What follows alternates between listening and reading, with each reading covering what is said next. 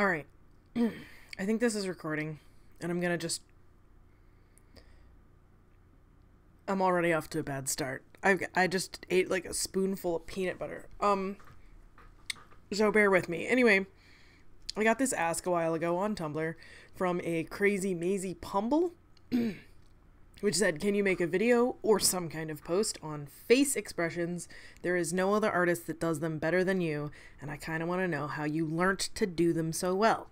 Like, some faces can be so complicated and you make them look so perfect that you can feel the character's thoughts. I mean, like, your faces show more than one emotion to them, and I love it. Sorry for such a big ask, but thanks in advance. P.S. Any advice would be great, too." so this ask is very cool because this is this rare thing that happens where, like, something that you strive for in your art but you wouldn't ever, like, say out loud because you don't want to sound like a pretentious D-bag, and then someone, like, gives you that compliment of the thing that you strive to do, and you're just like, yes. So this is, like, what this ask means to me. And it's actually, I almost don't know where to start with this video because, like, they basically just said the thing that I would want to impart on people. I mean, I definitely don't think that I'm the best out there at expressions or anything, but this right here, like, some faces are so complicated and you make them look, you can feel the character's thoughts, showing more than one emotion, blah blah blah. Like, that's something that I'm really interested in accomplishing with my drawings. So that's a really nice compliment to give, and that's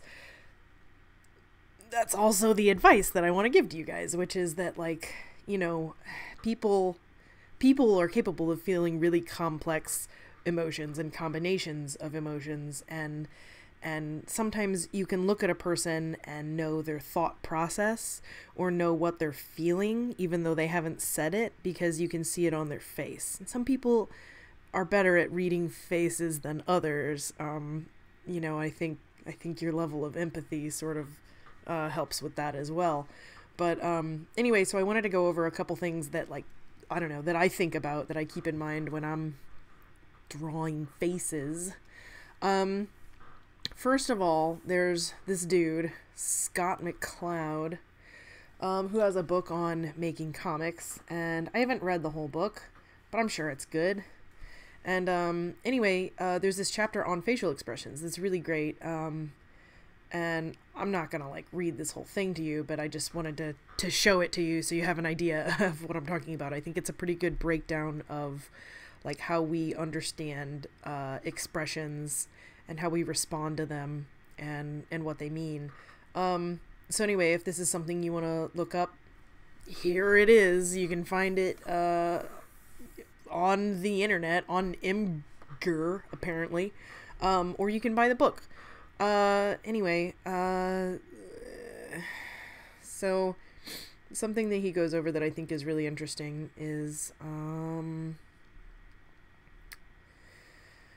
that there's, like, basically 6 different, like, main categories of emotion, and you know, levels of them. There's, like, they vary in intensity. So you've got, you know, sternness, indignation, anger, rage. Like, those are, like, levels of angry, and, you know, and so on, like with disgust and terror and happiness and all that junk. So that's kind of cool. I'll just kind of scroll over that because you get the idea. And then he says that by mixing any 2 emotional primaries, you can produce another expression, which is also, you know, very distinct, recognizable expression. So, you know what I mean? Like, disgust and sadness is like a pain empathy, you know what I mean? Or, you know, anger and disgust, it's like outrage, you know, this kind of.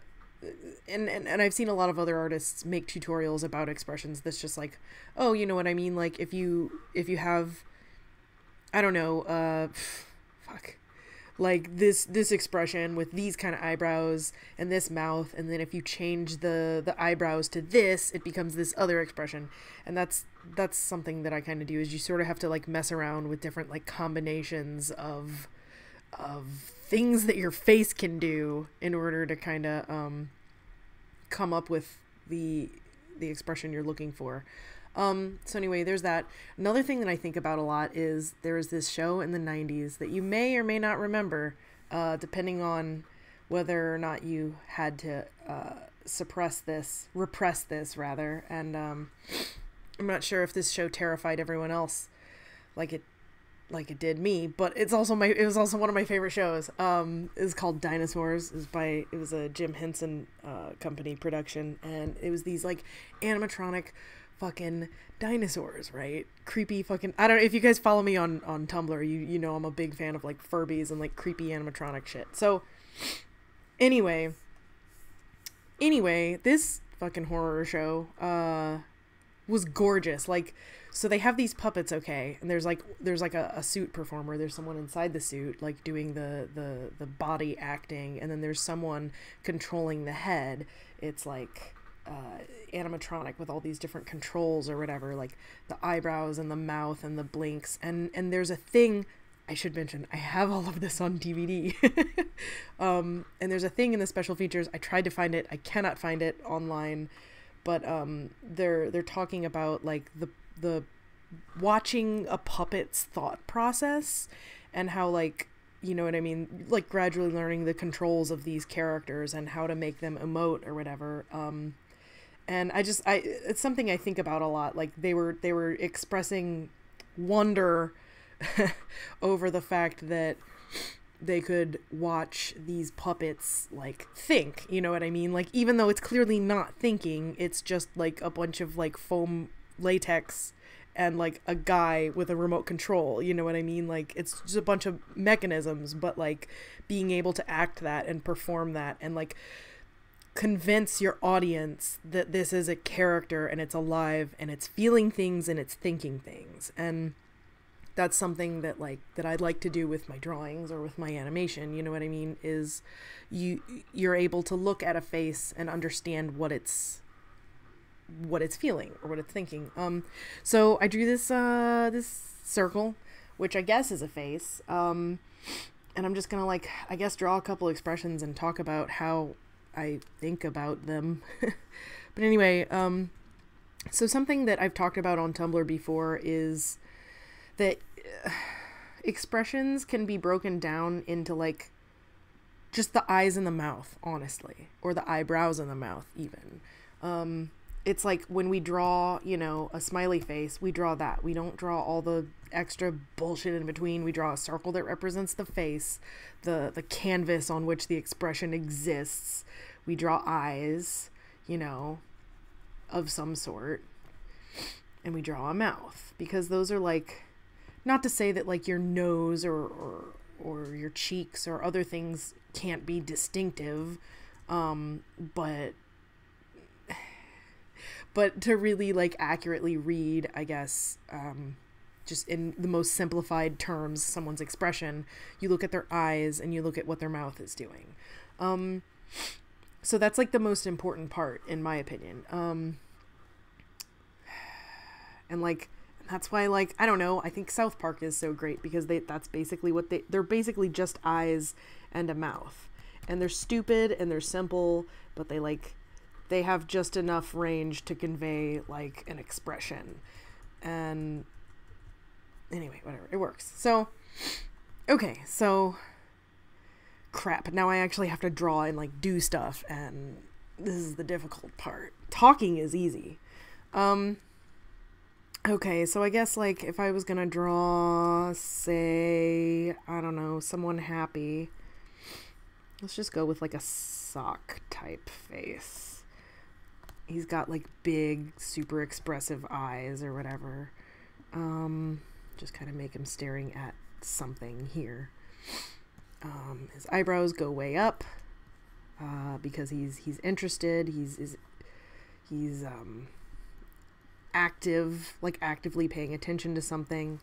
The eyes are wide. I usually I like to do bags under the character's eyes, or some sort of little thing to indicate that it actually exists on the face. It's sunken in, or implication of an eyelid anyway.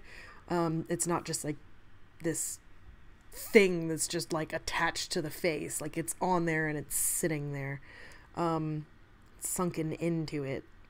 And then like a big goofy smile, and put a little space there where his teeth end. Kind of just make that shit up. Do some of these kind of teeth. You can do that. Little wrinkles and stuff like this make the expression like more dramatic or more exaggerated, depending on, how far you want to push it. You know what I mean? You can get different things, like now he's biting his lip. Like that's a more like almost like perverted sort of excitement. Okay, let's just say you've got this, right? And say we change one little thing, right? Let's say we change the eyebrows to this. Like what is this emotion? I don't know. Nervousness. It's like it's some kind of hysterical nervousness. I'm not sure. You can't always put a name on every expression. I mean, maybe you can, but like if you noticed in that Scott McCloud thing or whatever, like there were some of the expressions were like, they had these sort of ridiculous names, like it just went away. Where'd it go? Like caged animal. That's not like, there's not a name for that expression, but you know what I mean? Like it's this combination of like, I'm mad and I'm terrified. Obviously in some cases there are fear and sadness, devastation, whatever. Some of these he just like wrote a phrase like, you ate it? Surprise and disgust. Like, you know what I mean? Or pain, empathy, or whatever. Like, sometimes you get weird combinations of expressions to communicate different things. It like depends what you want to communicate that your character is feeling or thinking or doing. Another thing is your character's thought process. There's this idea of showing rather than telling, and I'm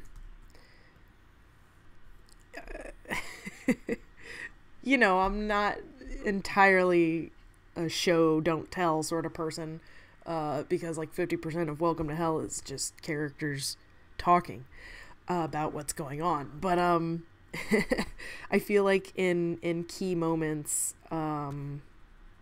of a character feeling something or thinking something, you don't have to have them state that. You can just show it or attempt to show it on their face. There's a moment in Welcome to Hell where it's right after Sock gets his assignment,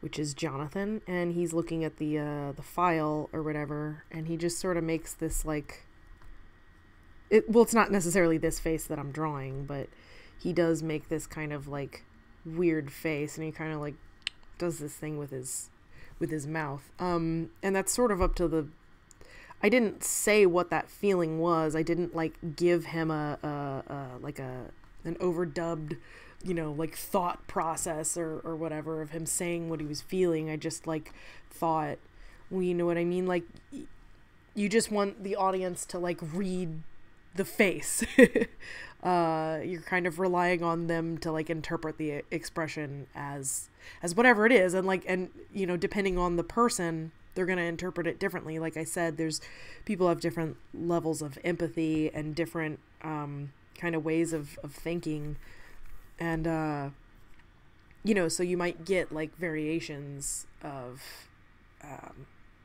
what people take away from your work, I guess. But anyway, yeah, like stuff like that, just showing a character just kind of reacting to something and not not having them speak about it, or having another character point it out, or whatever. Just like giving them a moment to breathe, you know, giving the expression a moment to breathe. Just like, wait, what did am I? Okay. You know, and letting the audience figure out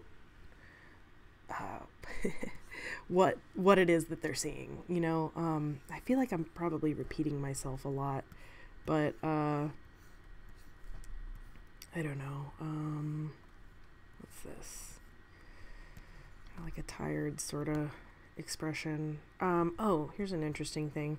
If you really want to force like this is something like a lot of old school Disney animators I've noticed do. They'll make the pupils go almost like just outside of the eyes. It makes it look like even more exaggerated. Let's see. I don't like that mouth. Sometimes I'll like redraw a mouth shape over and over and over until I get just the right one. You know, like maybe I drew this and I'm like, no, that's not quite right. He's got to have like a little more of the lip lifted up right there, you know? I don't really know how to explain like how to judge that. It's just sort of, you have to feel it, I guess. Oh no, I got rid of the eyebrow. Let's redraw it real quick. I don't care. Or like this, sometimes you do these weird little like intentionally off model mouths or whatever and try and get those right. Like what expression is this? And is it different than, say, this? Like, those look different to me. I don't know how to explain why exactly they're different, but just the placement of everything on a character is key, you know? What is this? I don't know. You tell me.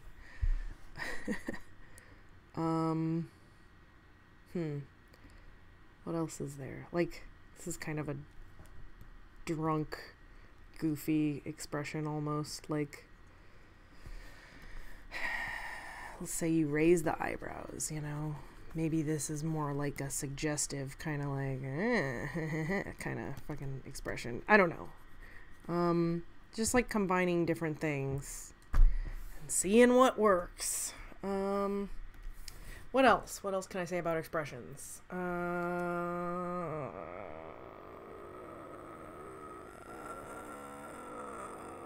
I don't know. Can I just like for another 3 minutes? Yeah,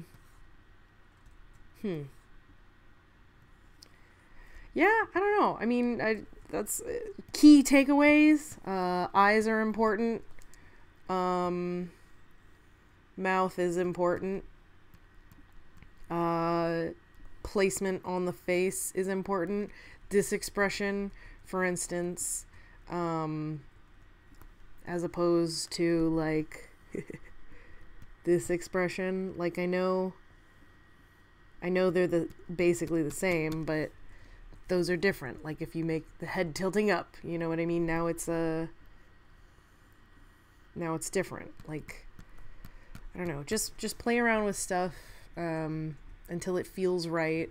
Focus on the eyes and the mouth being your kind of key expressive points. And come up with like a shorthand, I guess, of what works for you. Just try different things. Figure out what works. Think about what your character's thinking, what your character's feeling, and don't be afraid to like let the audience, leave it up to the audience to pick up on that. You don't need to spell it out. You don't need to have them say it. If you practice expressions, they'll see it. You know what I mean? You can show without telling. And you will be able to show, you know, complex, varied emotions or a character going through a thought process if you just kind of like try different combinations of things, and give it room to breathe. Let your drawings speak for themselves, and have faith that your audience will understand what you're going for. I guess that's basically it. That's my advice. Yeah. Hope you enjoyed it. Hope it helped.